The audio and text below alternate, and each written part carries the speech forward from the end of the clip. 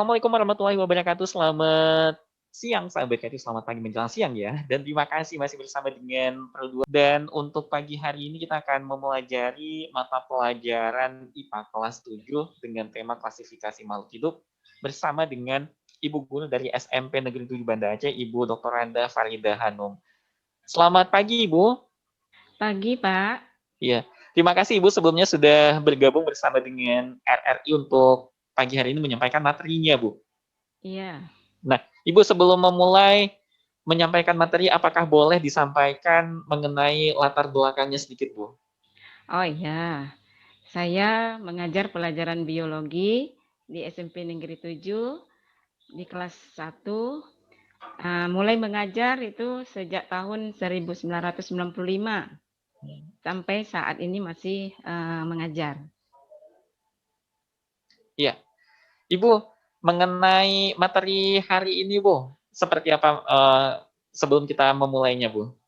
Materi kita hari ini yang saya sampaikan adalah judul materinya klasifikasi makhluk hidup. Itu pada bab 2 di buku IPA kelas 7. Cuma karena materinya terlalu banyak, maka kita batasi. Kita hanya cukup menjelaskan di situ tujuan daripada klasifikasi beserta pengertiannya. Kemudian bagaimana membedakan ciri-ciri benda hidup dan benda tak hidup. Baik. Sahabat kreatif, selain kamu bisa mendengarkan melalui frekuensi 92,6 atau juga melalui aplikasi di ponsel pintarnya, maka kamu juga bisa melihat sahabat kreatif presentasi yang disampaikan oleh Ibu Farida melalui YouTube Live di RRI Banda Aceh. Sahabat kreatif, terima kasih masih bersama dengan RRI Belajar di RRI, sahabat kreatif, untuk edisi hari ini, Jumat tanggal 11 September 2020, bersama dengan Ibu Farida Hanum, Ibu dari SMP Negeri 7 Banda Aceh yang sudah lama mengajar, sahabat kreatif. Mungkin beliau ini adalah wali kelas kamu atau yang dulu mengajar, dan mungkin kamu mau reunian, sahabat kreatif. Nah, kamu bisa melihat pemaparan yang disampaikan oleh Ibu Farida Hanum melalui YouTube RRI Banda Aceh. Baik, Ibu, silakan, Bu, untuk disampaikan materinya, Bu. Ya, baik. Terima kasih, Pak Bayu. Iya. Terima kasih atas kesempatan yang diberikan kepada saya untuk memulai pembelajaran pada hari ini di acara Ibu Pertiwi memanggil belajar di RRI. Bismillahirrahmanirrahim. Assalamualaikum warahmatullahi wabarakatuh. Waalaikumsalam warahmatullahi wabarakatuh. Apa kabar anak-anak Ibu semuanya? Semoga Ananda semuanya selalu dalam keadaan sehat walafiat. Nah, sebelum Ibu memulai pembelajaran kita pada hari ini, terlebih dahulu Ibu akan memperkenalkan diri. Nama Ibu Dr. Randa Farida Hanum, mengajar pelajaran IPA di kelas 7 di SMP Negeri 7 Banda Aceh. Nah, anak-anak Ibu, walaupun kita tetap di rumah mengikuti pembelajaran secara daring, Ibu harapkan anak-anak Ibu tetap semangat ya. Kita tetap semangat walaupun dalam posisi apapun. Karena belajar itu penting untuk kita semuanya. Nah, alhamdulillah untuk memulai pembelajaran kita pada hari ini, mari sama-sama kita berdoa menurut kepercayaan kita masing-masing. Berdoa dimulai.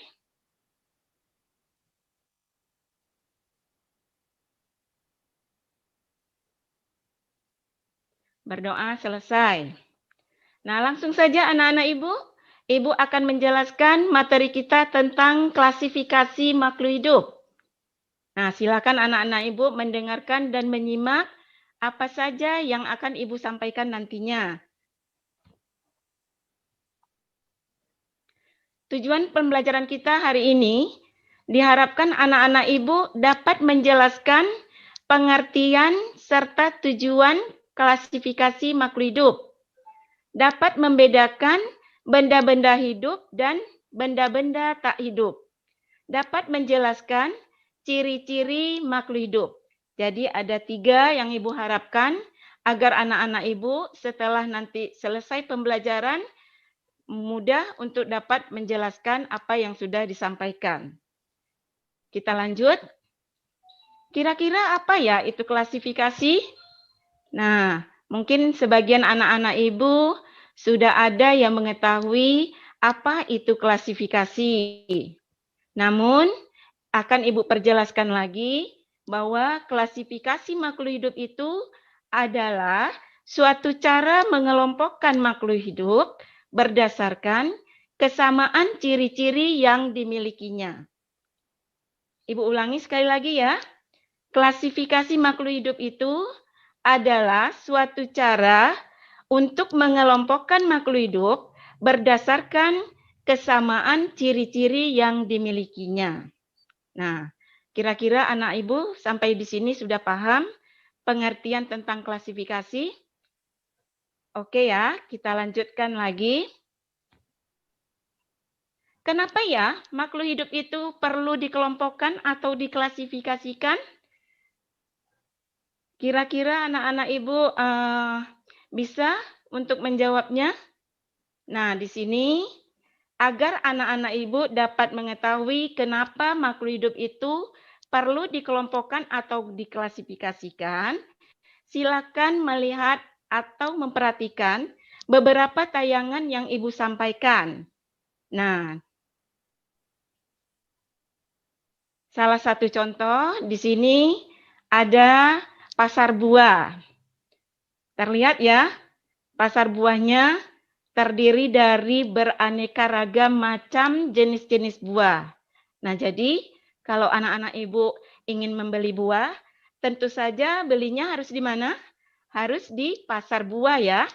Nah, kalau kita mencari buah, terus kita perginya ke tempat yang lain, tentu saja kita tidak akan mendapatkan apa yang kita inginkan ya, anak-anak Ibu.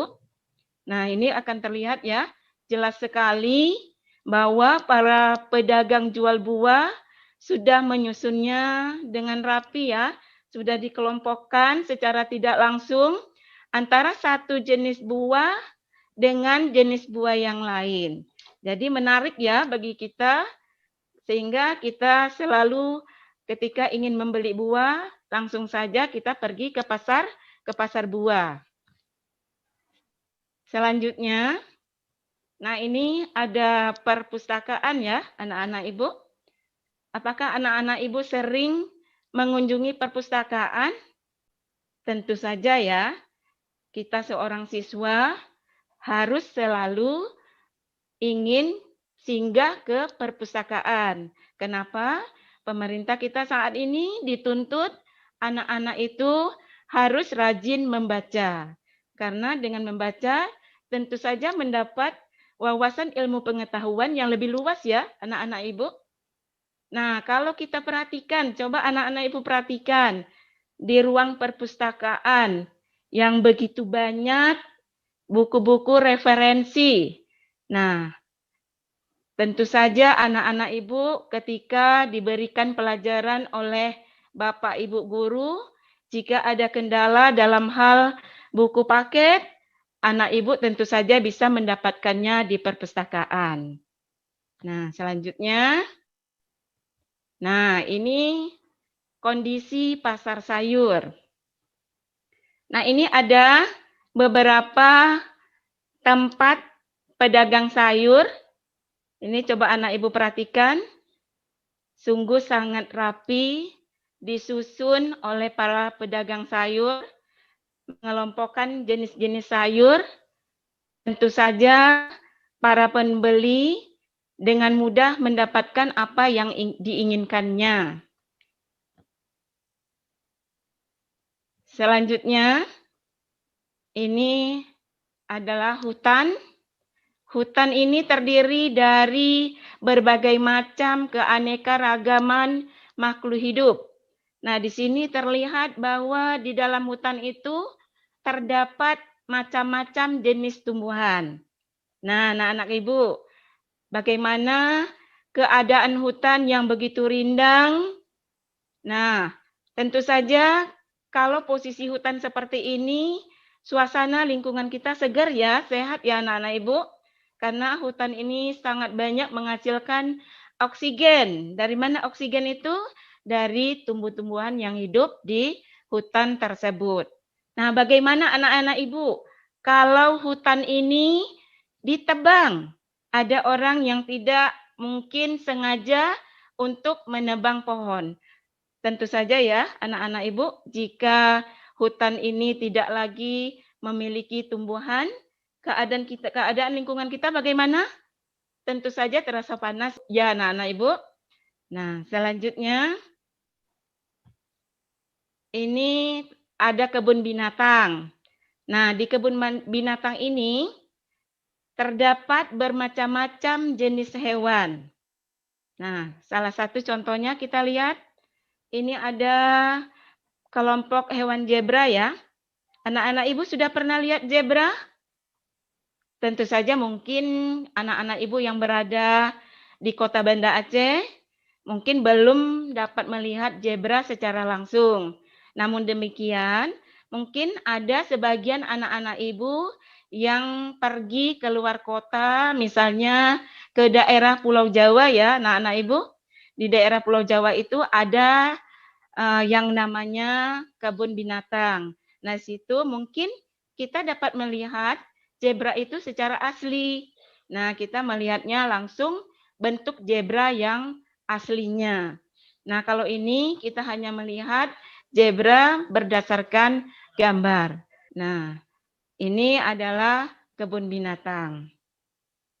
Selanjutnya, ketika anak-anak Ibu telah mengamati dari beberapa tayangan yang Ibu perlihatkan tadi, kira-kira apa ya tujuan klasifikasi? Nah, untuk kita dapat mengetahui tujuan klasifikasi berdasarkan tadi beberapa contoh yang kita lihat, ternyata tujuan klasifikasi itu adalah untuk mempermudahkan kita mengenal, membandingkan, dan mempelajari makhluk hidup berdasarkan ciri-cirinya, struktur tubuhnya, dan karakteristiknya. Nah, jadi Ibu ulangi sekali lagi, anak-anak Ibu, tujuan klasifikasi kita adalah untuk mempermudah kita mengenal, membandingkan, dan mempelajari makhluk hidup berdasarkan ciri-ciri, struktur tubuh, dan karakteristiknya. Oke anak-anak Ibu, sudah paham? Tadi sudah ada 2 kesimpulan. Yang pertama pengertian klasifikasi, yang kedua tujuan klasifikasi. Kita lanjutkan.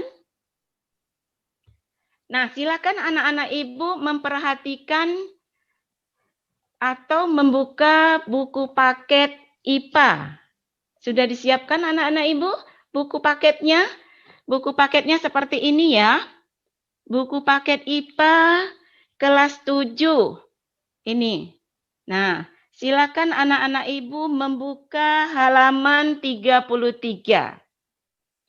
Nah, di situ anak-anak Ibu akan melihat yang pertama tentang ciri-ciri benda di lingkungan sekitar kita. Nah, sebelum kita melakukan kegiatan yang ada pada halaman 33 ini, Ibu akan menjelaskan bagaimana ciri-ciri benda di lingkungan sekitar. Nah, coba anak-anak Ibu perhatikan apa benda-benda yang terdapat di sekitar kita. Nah, karena anak-anak Ibu berada di rumah, tentunya anak-anak Ibu bisa saja melihat benda-benda yang ada di sekitar rumah anak-anak Ibu. Nah, bisa di dalam rumah, bisa juga di perkarangan atau di sekitar rumah anak-anak Ibu. Oke, anak-anak Ibu, silakan diperhatikan. Kalau bisa anak-anak Ibu mencatat di buku catatan ya, supaya agar dapat mengingat kita ketika kita lupa. Nah, untuk itu anak-anak Ibu, di sini Ibu ada memberikan beberapa contoh benda-benda yang ada di sekitar kita. Yang pertama ada mobil ya. Mungkin mobil anak-anak Ibu tidak asing. Untuk apa anak-anak Ibu mobil? Nah, mobil digunakan sebagai alat pengangkutan. Yang kedua, ada air. Nah, Mungkin air ini dapat digunakan sebagai air minum. Nah, kita diberikan Allah Subhanahu wa taala air sehingga kita dapat menggunakan sesuai kebutuhannya masing-masing. Yang ketiga ada meja. Untuk apa meja, anak-anak Ibu? Meja dapat digunakan sebagai alat belajar. Nah, meja kita gunakan sebagai tempat untuk menulis ketika kita belajar. Yang keempat ada udara. Nah, apa saja yang terdapat di udara? Ada oksigen ya, anak-anak Ibu, udara di udara. Nah, oksigen dibutuhkan oleh manusia, bisa juga makhluk hidup lain. Untuk apa oksigen? Untuk menambah kebutuhan hidup manusia. Nah, jadi oksigen itu didapati melalui apa kalau manusia? Melalui proses pernapasan. Selanjutnya ada papan tulis, anak-anak Ibu. Papan tulis digunakan untuk menuliskan. Nah, misalnya anak-anak Ibu ketika belajar di sekolah, Bapak Ibu guru menjelaskan materi, kemudian ditulis di papan tulis. Nah, selanjutnya anak Ibu ada manusia, ada kucing, ada ayam, ada tumbuhan. Nah, mungkin contoh-contoh yang Ibu berikan ini salah satunya tentu saja ada di sekitar rumah anak-anak Ibu. Oke, anak-anak Ibu? Selanjutnya, berdasarkan benda-benda yang Ibu sebutkan tadi, tentu saja kita dapat kelompokkan menjadi dua kelompok ya anak-anak Ibu. Jadi dari benda-benda yang Ibu sebutkan tadi, ada dua kelompok, yaitu yang pertama kelompok benda-benda tak hidup. Nah, kira-kira apa saja anak-anak Ibu kelompok benda-benda tak hidup? Kelompok benda-benda tak hidup seperti mobil, air, meja, udara, dan papan tulis. Nah, ini adalah kelompok benda-benda tak hidup. Selanjutnya, ada kelompok benda-benda hidup atau kelompok makhluk hidup. Nah, kira-kira apa anak-anak Ibu contohnya? Nah, di sini contoh daripada benda-benda hidup atau makhluk hidup seperti kucing, ayam, ikan, manusia, dan tumbuhan. Nah, inilah anak-anak Ibu, sudah dua kelompok benda-benda yang kita kelompokkan antara benda-benda tak hidup dan benda-benda hidup. Selanjutnya, silakan anak-anak Ibu membuka buku paket IPA ya. Ini buku paket IPA. Lanjut saja, anak-anak Ibu membuka halaman 33. Nah, di halaman 33 ini terlihat disuruh perhatikan kita tentang gambar 21. Nah, coba anak-anak Ibu perhatikan gambar 21 itu ada dua buah gambar ya. Ada gambar A, terlihat anak-anak sedang bermain bola. Nah, ini ada dua buah gambar. Gambar A terlihat anak-anak sedang bermain bola. Sedangkan pada gambar B terlihat robot yang sedang berjalan. Nah, sudah dilihat anak-anak Ibu? Kira-kira apa ya perbedaan dan persamaannya dari kedua gambar ini?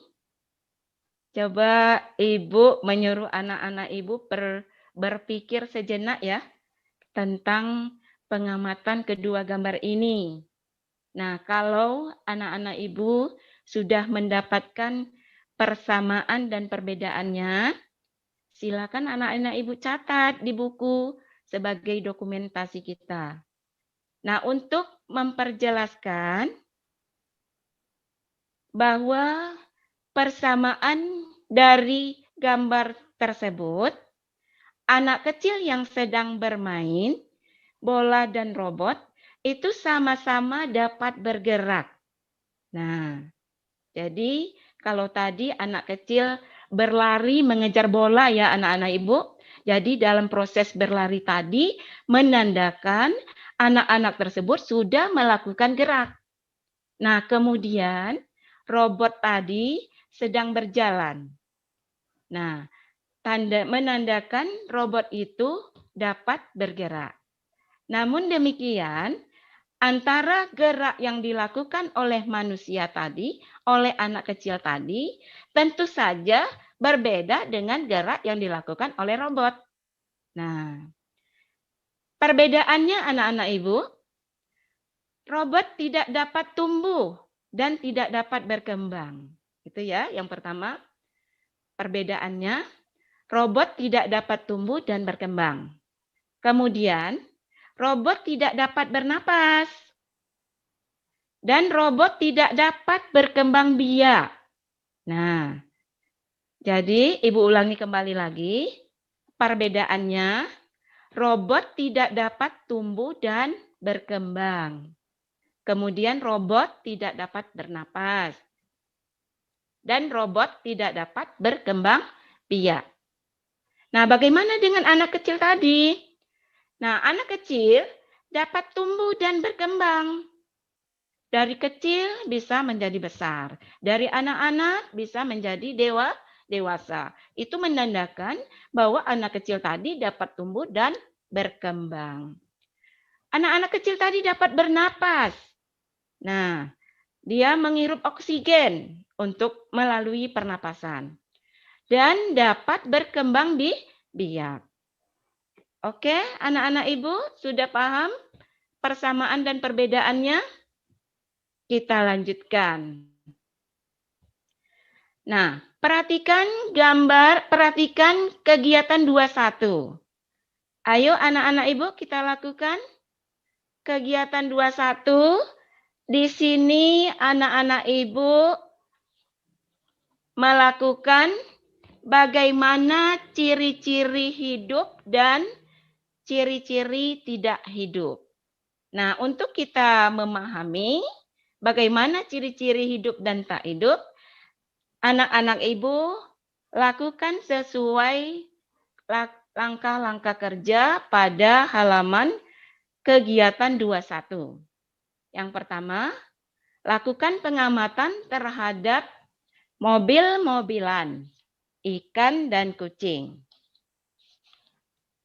Nah, ini ya anak-anak ibu. Terlihat pada gambar 22, itu ada mobil-mobilan, ada ikan, dan ada kucing. Silakan ya anak-anak ibu diamati dari satu benda ke benda yang lain. Yang kedua, catatlah ciri-ciri hidup dan tak hidup yang dimiliki oleh ketiga objek tersebut. Nah, anak-anak ibu silakan memperhatikan dan mencatat apa ciri-ciri dari ketiga benda ini. Bagaimana ciri-ciri mobil, bagaimana ciri-ciri ikan, dan ciri-ciri kucing. Kemudian selanjutnya, tulis hasil pengamatan anak-anak ibu ke dalam tabel 21. Jadi, ketika anak-anak ibu sudah mengamati dari ketiga objek tersebut, hasil pengamatannya ditulis ke dalam tabel hasil pengamatan. Nah, ini contoh tabel 21, yaitu data hasil pengamatan tentang ciri-ciri ikan, kucing, dan mobil-mobilan.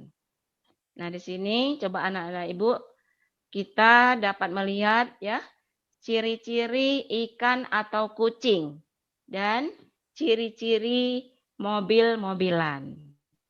Nah, di sini coba anak-anak ibu lihat di kolom keterangan. Yang pertama, bernapas. Nah, bernapas, ikan dan kucing, iya ya, ikan dan kucing, ikan atau kucing, iya ya, dapat bernapas. sedangkan mobil-mobilan tidak. Jadi yang pertama, bernapas, ikan atau kucing iya. Kemudian mobil-mobilan tidak. Yang kedua, bergerak ya. Ikan atau kucing iya dapat bergerak. Mobil-mobilan juga iya dapat bergerak. Nah, yang ketiga, nutrisi atau makanan. Ikan atau kucing iya. Ya, ikan atau kucing iya, dia membutuhkan makanan ya untuk pertumbuhannya. Sedangkan mobil-mobilan tidak. Nah, selanjutnya tumbuh dan berkembang. Ikan atau kucing iya. Ikan atau kucing dapat tumbuh dan berkembang. Ya, dapat kita lihat misalnya seekor kucing ada tumbuh dari kecil sehingga menjadi besar. Sedangkan mobil-mobilan tidak. Selanjutnya berkembang biak. Ikan atau kucing iya. Ikan atau kucing berarti dapat berkembang biak. Sedangkan mobil-mobilan tidak. Nah, oke anak-anak Ibu. Ini merupakan hasil pengamatan kita. Selanjutnya, kita dapat membuat kesimpulan. Nah, kesimpulan ini silakan anak-anak Ibu mencatat di buku catatan. Supaya nanti anak-anak tidak lupa sehingga pada saat Bapak Ibu guru meminta anak-anak Ibu untuk mengumpulkan hasil kegiatannya, anak-anak Ibu sudah dapat membuatnya di lembar kerja sehingga dapat dikumpulkan kepada Bapak Ibu gurunya. Nah, coba didengarkan kesimpulan yang Ibu buat. Bahwa mobil-mobilan termasuk benda-benda mati karena walaupun bergerak tetapi tidak cukup untuk dikatakan sebagai makhluk hidup karena tidak mempunyai ciri-ciri yang lain.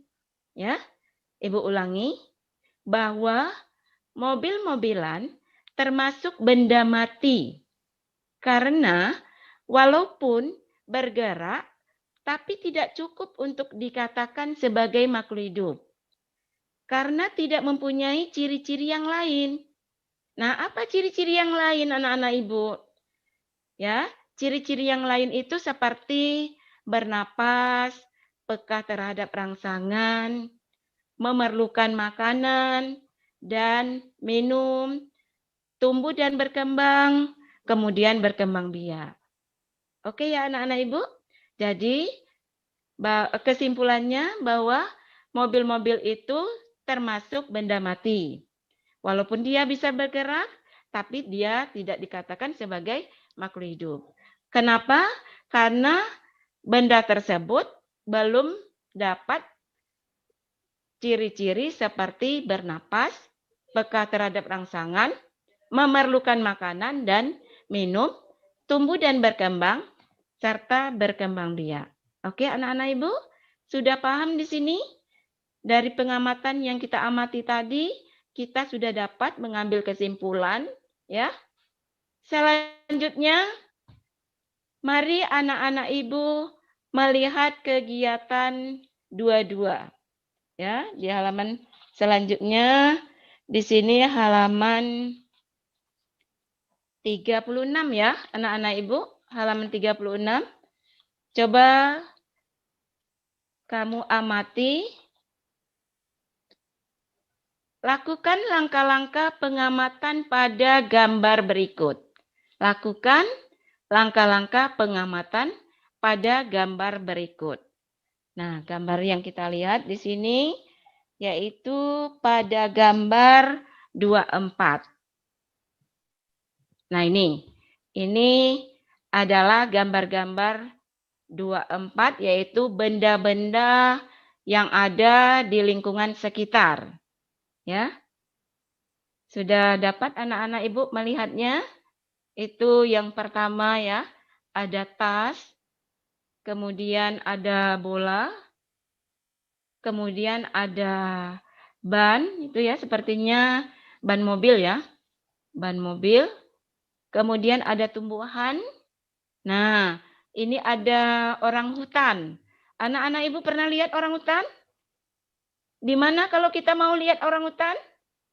Ayo, di mana anak-anak Ibu kalau kita mau melihat orang hutan? Tentu saja di kebun binatang ya. Nah, di kebun binatang itu tersedia segala macam jenis hewan-hewan. Nah, salah satu contohnya adalah orang hutan. Selanjutnya ini ada gambar pesawat atau helikopter ini. Helikopter.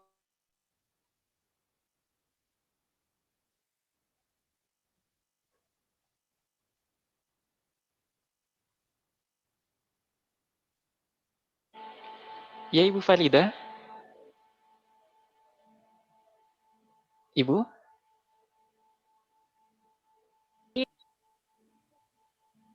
Ibu Farida suaranya terputus-putus ini, Bu. Oh iya, Iya, oke baik Bu, sudah kembali lagi suaranya. iya ya. Iya. Baik, silakan dilanjutkan Bu.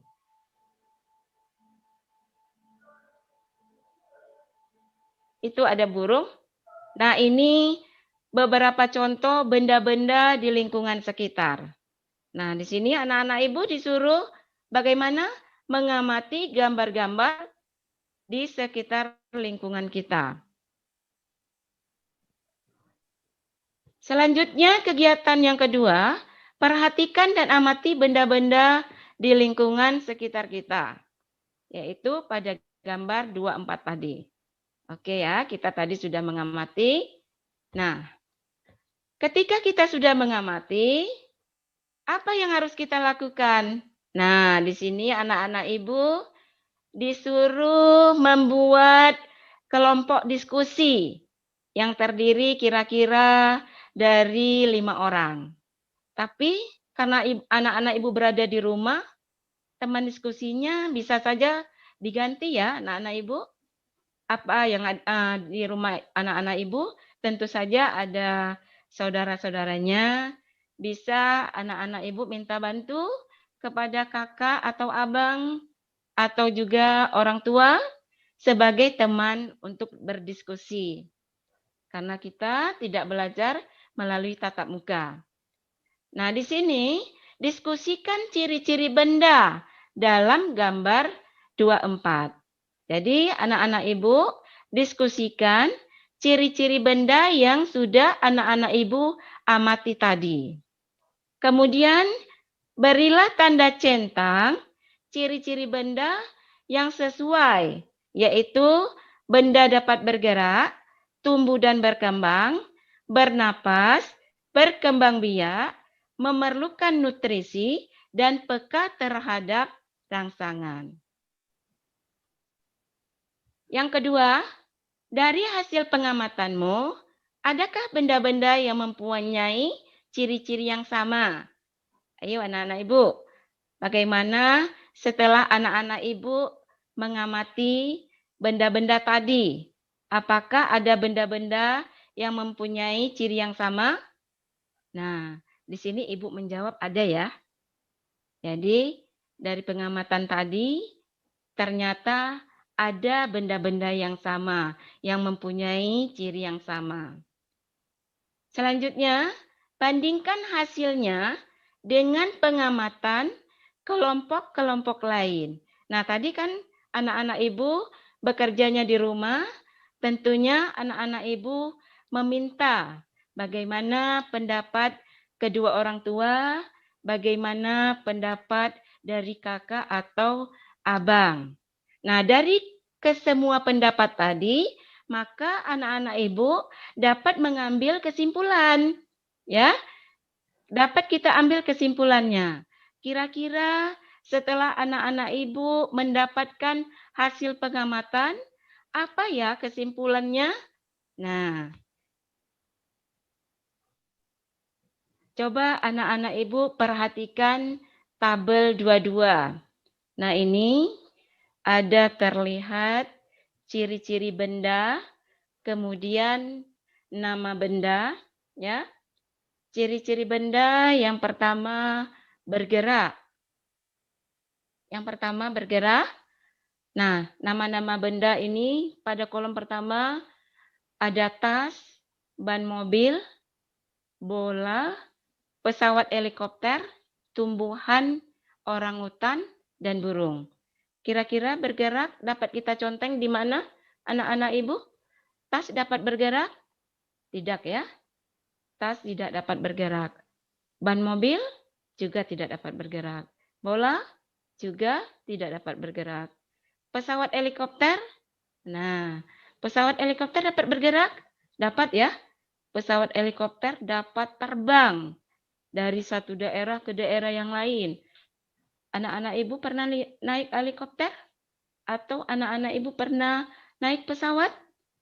Nah, mungkin sebagian daripada ada anak-anak ibu, ada yang sudah pernah naik helikopter atau naik pesawat. Apalagi ya, pada saat kita di Aceh terjadi tsunami. Nah, itu banyak sekali bantuan-bantuan dari helikopter sehingga kita dapat diangkut ya, dapat diberikan kesempatan untuk naik helikopter untuk dibawa ke satu tempat yang lebih aman daripada tempat kita yang sedang mengalami tsunami. Nah, oke anak-anak ibu, tumbuhan dapat bergerak? Dapat ya, tumbuhan dapat bergerak. Orangutan juga dapat bergerak. Kemudian burung dapat bergerak. Nah, jadi anak-anak ibu, untuk memastikan anak-anak ibu mengisi tabel kolom demi kolom, cukup memberikan contreng pada yang dapat bergerak. Sedangkan yang tidak dapat bergerak, anak-anak ibu cukup memberikan tanda strip ya. Nah, jadi ada 2 tanda yang harus anak-anak ibu buat. Untuk tanda strip menandakan tidak. Sedangkan tanda contreng ya, seperti huruf V ya, seperti huruf P itu menandakan iya dapat bergerak. Selanjutnya tumbuh dan berkembang. Nah, apakah tas dapat tumbuh dan berkembang? Tentu saja tidak ya. Tas tidak dapat tumbuh dan berkembang. Ban mobil juga tidak. Bola juga tidak. Pesawat atau helikopter juga tidak. Tumbuhan dapat ya. Tumbuhan dapat tumbuh dan berkembang ya. Anak-anak ibu bisa memperhatikan jika ada tumbuhan di rumah. Anak-anak ibu punya tanaman bunga ya. Apalagi sekarang kita lagi sedang semangat-semangatnya menanam bunga. Nah, tentu saja walaupun anak-anak ibu tidak menanamnya, mungkin ibunya atau kakaknya yang menanam bunga, pasti anak-anak ibu sudah melihatnya, ya. Nah, tumbuhan yang ditanam oleh kakak anak ibu atau ibunya tentu saja ditanam mulai dari kecil, kemudian lama-kelamaan akan tumbuh menjadi besar. Nah, itu dia ya. Kemudian orang hutan.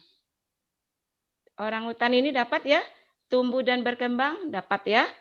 Nah, orang hutan ini dapat tumbuh dan berkembang. Dia juga dari kecil bisa menjadi besar. Dari anak-anak bisa menjadi dewasa. Kemudian burung. Burung dapat tumbuh dan berkembang. Ya, mungkin burung, orang hutan, tumbuhan sama-sama bisa tumbuh dan berkembang. Yaitu dari kecil bisa menjadi besar. Oke, selanjutnya bernapas. Nah, bernapas, tas dapat bernapas? Tentunya tidak ya, anak-anak ibu. Tas tidak dapat bernapas. Ban mobil juga tidak. Bola juga tidak. Pesawat helikopter juga tidak. Tumbuhan dapat? Ya, tumbuhan dapat bernapas. Nah, orang hutan juga dapat bernapas. Burung burung juga dapat bernapas. Oke ya. Jadi kalau kita perhatikan yang dapat bernapas hanya pada tumbuhan, orangutan, atau burung. Selanjutnya berkembang biak. Berkembang biak ini untuk tas. Apakah tas dapat berkembang biak? Tidak ya. Tas tidak dapat berkembang biak. Ban mobil juga tidak. Bola juga tidak. Pesawat, helikopter bisa berkembang biak? Tidak ya. Atau anak-anak ibu pernah nggak melihat adanya anak pesawat? Ada nggak anak-anak ibu? Atau ada mungkin yang pernah melihat anak pesawat? Nggak ada ya. Yang kita lihat hanyalah pesawat. Tidak ada yang namanya anak pesawat. Nah, oke, berarti pesawat tidak dapat berkembang biak. Nah, kemudian tumbuhan. Coba dilihat, tumbuhan dapat berkembang biak? Dapat, ya. Tumbuhan dapat berkembang biak. Nah, untuk apa tumbuhan berkembang biak? Untuk memperoleh keturunannya, ya. Jadi, tumbuhan dapat melakukan proses berkembang biak. Nah, tujuannya untuk apa? Untuk mendapatkan keturunannya. Oke, orang hutan dapat berkembang biak? Dapat ya. Burung dapat berkembang biak? Burung juga dapat berkembang biak. Selanjutnya memerlukan nutrisi. Nah, nutrisi itu apa anak-anak ibu? Nutrisi adalah makanan. Ya. Jadi ciri yang selanjutnya memerlukan nutrisi atau memerlukan makanan. Tas memerlukan makanan? Tidak ya. Tas tidak memerlukan makanan. Ban mobil juga tidak. Bola anak-anak ibu memerlukan makanan? Tidak. Pesawat helikopter memerlukan makanan? Tidak ya. Tetapi anak-anak ibu, pesawat bisa terbang. Ya, bisa bergerak. Bisa terbang dari satu daerah ke daerah lain. Nah, apa makanan pesawat? Karena dia bisa bergerak atau bisa terbang. Nah, tentu saja pesawat ini memerlukan makanannya, tapi bukan makanan yang dibutuhkan oleh makhluk hidup. Nah, pesawat dapat terbang karena adanya yang namanya minyak ya, minyak premium ya kalau kita lihat, tapi bukan minyak premium yang digunakan untuk mobil, untuk Honda ya. Tapi kalau untuk pesawat dibutuhkan minyak bensin atau premium yang murni ya. Sehingga dia bisa dapat terbang. Kemudian tumbuhan. Nah, di sini tumbuhan memerlukan makanan. Untuk apa tumbuhan dapat memerlukan makanan? Ya, untuk dapat melakukan aktivitasnya. Nah, tumbuhan dapat melakukan fotosintesis, anak-anak ibu. Ya, dapat melakukan fotosintesis. Nah, jadi ketika tumbuhan itu melakukan proses fotosintesis, tentu saja tumbuhan itu membutuhkan makanan. Oke ya. Orang hutan. Nah, orang hutan juga memerlukan makanan. Untuk apa orang hutan memerlukan makanan? Nah, makanan yang diperlukannya adalah untuk proses kehidupannya. Sehingga dengan dia mendapatkan makanan, orang hutan ini dapat hidup, dapat melakukan aktivitasnya sesuai kebutuhannya masing-masing. Selanjutnya burung. Burung memerlukan makanan? Iya, burung juga memerlukan makanan. Nah, baik anak-anak ibu. Selanjutnya, peka terhadap rangsangan. Ya, atau iritabilitas. Kita perhatikan apakah tas peka terhadap rangsangan? Tidak ya. Tas tidak memiliki peka terhadap rangsangan. Jadi tas ini tidak ada suatu tanda untuk memiliki rasa peka terhadap rangsangan. Ban mobil juga tidak. Bola juga tidak. Pesawat juga tidak ya. Kalau tumbuhan bagaimana? Tumbuhan mengalami proses peka terhadap rangsangan. Anak-anak Ibu tahu bagaimana tumbuhan mengalami peka terhadap rangsangan? Ya. Apakah materi ini sudah diajarkan di sekolah? Atau anak-anak Ibu sudah belajar di SD kali? Ya. Ada anak-anak Ibu belajar di SD kira-kira belajar IPA-nya kelas berapa ya? Anak-anak Ibu? Mungkin di kelas 5 ya? Kelas 5 atau kelas 4. Anak-anak Ibu sudah mengenal pelajaran IPA. Nah, apabila tumbuhan ini peka terhadap rangsangan, kita dapat melihat contoh tumbuhan putri malu. Anak-anak Ibu tahu atau kenal tanaman putri malu? Ya? Atau pernah melihat tanaman putri malu? Bagaimana ciri-cirinya? Ciri-ciri putri malu itu batangnya berduri ya, anak-anak Ibu, berada di rerumputan, ya. Kalau kita mau mencari tanaman putri malu, di mana bisa kita dapatkan?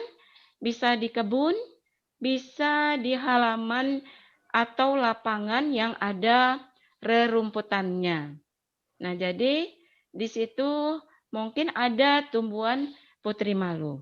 Nah, bagaimana terjadi peka terhadap rangsangan pada tumbuhan putri malu? Nah, putri malu ini sangat peka ya.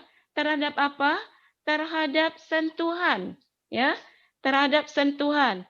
Ketika putri malu ini tersentuh, nah, tumbuhan putri malu ini akan mengalami peka terhadap rangsangan. Nah, apabila putri malu tersentuh, apa yang terjadi? Daun putri malu itu menutup atau mengatup ya, mengatup. Jadi mengatupnya daun putri malu ya, itu disebabkan adanya rangsangan. Nah, rangsangan itu bisa berupa sentuhan, bisa berupa senggolan ya, bisa juga berupa cahaya. Misalnya itu pernah mungkin anak-anak Ibu dipraktekkan di SD ya, atau belum pernah, tapi ini hanya sekedar anak-anak Ibu memahami ketika kita membakar lilin ya. Lilin yang kita bakar itu mungkin ada cahaya dan ada terasa panas apabila lilin ini kita dekatkan ke daun putri malu, ya, mungkin daun putri malu ini tentu saja mengalami perubahan, yaitu menutup daun putri malu akibat cahaya atau panasnya lilin tadi. Nah, kemudian orang hutan dapat melakukan peka terhadap rangsangan, tentu saja ya. Bagaimana yang terjadi pada orang hutan? Nah, orang hutan itu ketika lingkungannya terganggu oleh manusia misalnya, ya. Orang hutan ini merasa bahwa saat ini lingkungannya terganggu, sehingga ketika lingkungannya sudah terganggu, orang hutan ini berusaha untuk pindah tempat dari tempatnya untuk mengatasi agar orang hutan ini terlindung. Kemudian burung dapat melakukan peka terhadap rangsangan, ya, dapat ya. Nah, pernah anak-anak Ibu melihat burung?